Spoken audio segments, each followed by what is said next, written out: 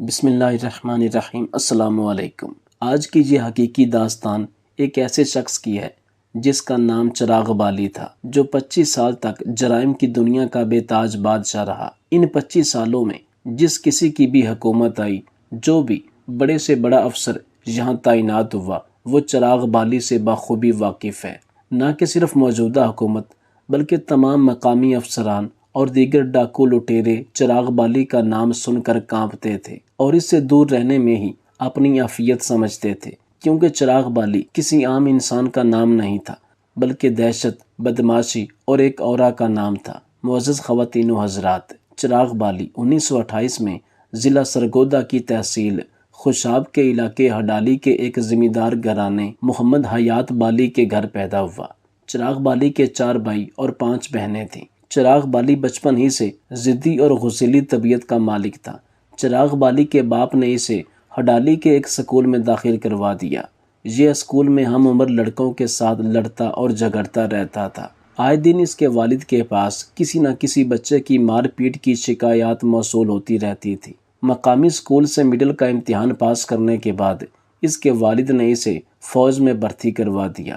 چراغ بالی کا باپ اور بڑا بھائی پہلے سے ہی فوج کے ملازم تھے، جو اس وقت کے وائسرائے ہند کے حفاظتی دستے کے ساتھ کلکتہ میں تعینات تھے۔ چراغ بالی کے باپ اور اس کے بھائیوں کی غیر موجودگی میں گاؤں میں اس کے والد کے رشتہ دار مدد خان بالی نے دنگا فساد کا بازار گرم کر رکھا تھا۔ ہوا کچھ یوں کہ 1946 میں چراغ بالی کے بڑے بھائی کی بیوی کو مدد خان بالی کے ایک بیٹے نے اغوا کر کے علاقہ غیر میں بھجوا دیا۔ اس وقت چراغ بالی کلکتہ میں تعینات تھا۔ اسے جب یہ پتہ چلا تو وہ بدلہ لینے کے لیے فوج کی نوکری چھوڑ کر ہڈالی واپس آ گیا، اور یوں دونوں گروپوں کے درمیان ہڈالی میں ایک خونی لڑائی کا سلسلہ چل پڑا۔ ان لڑائیوں میں مدد بالی گروپ کے 3 افراد قتل ہو گئے۔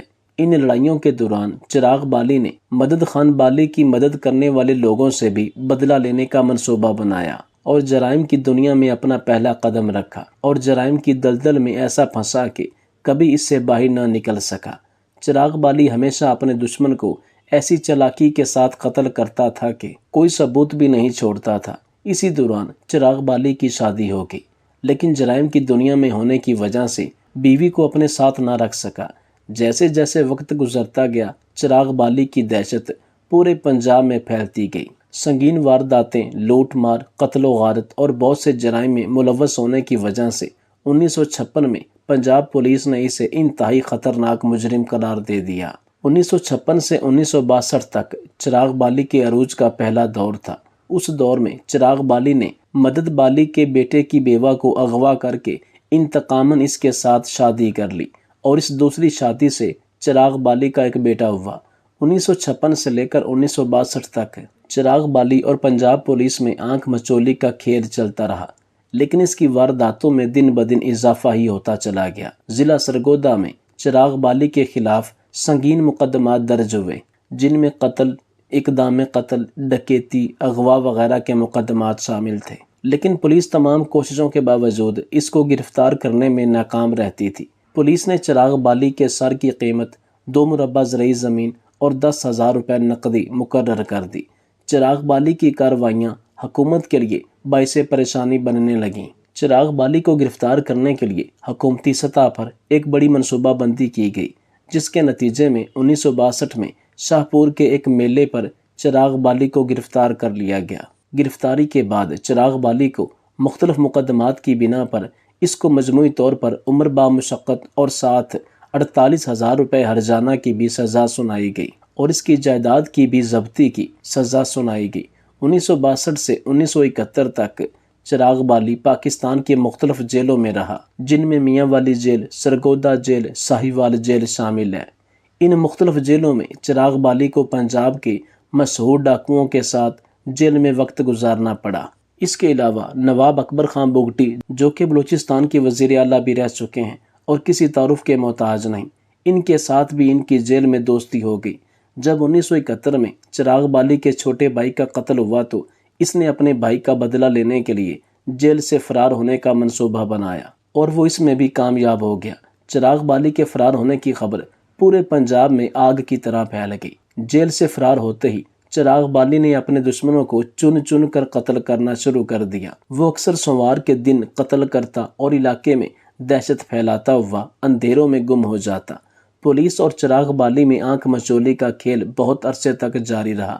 چراغ بالی کی دہشت کی وجہ سے سرگودا کے لوگوں کا جینا محال ہو چکا تھا۔ اتفاق سے انہی دنوں میں اس وقت کے گورنر غلام مصطفیٰ کھر نے سرگودا کا نجی دورہ کرنا تھا، تو سرگودا کے لوگوں نے گورنر پنجاب غلام مصطفیٰ کھر سے مطالبہ کیا کہ چراغ بالی کا کچھ کیا جائے۔ گورنر پنجاب نے فوری نوٹس لیتے ہوئے ڈی ایس پی سید باقر علی شاہ کو چراغ بالی اور اس کے ساتھیوں کو زندہ یا مردہ گرفتار کرنے کا حکم جاری کر دیا۔ ڈی ایس پی سید باقر علی شاہ نے پولیس کے ہمراہ چراغ بالی اور اس کے ساتھیوں کے گرد گھیرا تنگ کرنا شروع کر دیا۔ 1973 میں چراغ بالی کے انتہائی دیرینہ ساتھی فتح محمد کو سرگودا سے گرفتار کر لیا گیا۔ دوران تفتیش فتح محمد نے بہت سے انکشافات کیے اور چراغ بالی کے تمام خفیہ ٹھکانوں کا پتہ بھی بتا دیا۔ آخرکار جون 1973 میں چراغ بالی اپنی بہن کے ہمراہ پشاور سے افغانستان فرار ہو رہا تھا کہ پشاور پولیس نے اسے گرفتار کر لیا اور فوراً پنجاب پولیس کے حوالے کر دیا۔ چراغ بالی کی گرفتاری کے بعد کئی پردہ نشینوں کے نام منظر عام پر آنے کے سبب اسے جعلی پولیس مقابلے میں مارنے کا فیصلہ کر لیا گیا۔ ڈی ایس پی سید باقر علی شاہ نے کھٹکی پہاڑیوں میں گولیاں مار کر چراغ بالی کو ہمیشہ کے لیے موت کی نیند سلا دیا، اور یوں 25 سال تک جرائم کی دنیا پر راج کرنے والا چراغ بالی اپنے انجام کو پہنچا۔ اس وقت کی چند بڑی شخصیات نے واضح کیا کہ چراغ بالی کے سر پر چند بڑے سیاستدانوں کا ہاتھ تھا جو اس کے ذریعے اپنے مفاد نکلواتے تھے، لیکن جب چراغ بالی نے ان سب کے نام بتائے تو ان سب کو اپنی بنی بنائی عزت دلالیے بازار میں بدلنے کی پرواہ ہونے لگی، تو انہوں نے اندر کھاتے ہی چراغ بالی کو موت کے گھاٹ اتروا دیا۔ اس میں کوئی دو رائے نہیں کہ ہر برے کام کا برا نتیجہ، لیکن اس میں بھی کوئی شک نہیں کہ کوئی بھی انسان خوشی سے چور، ڈاکو، بدماش نہیں بنتا۔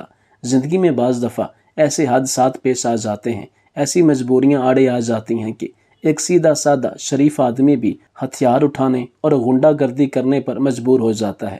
پھر وہ اس دلدل میں اس طرح دھنستا ہے کہ واپسی کا کوئی راستہ نظر نہیں آتا، اور دن بدن جرائم کی دنیا میں اس کے قدم بڑھتے جاتے ہیں۔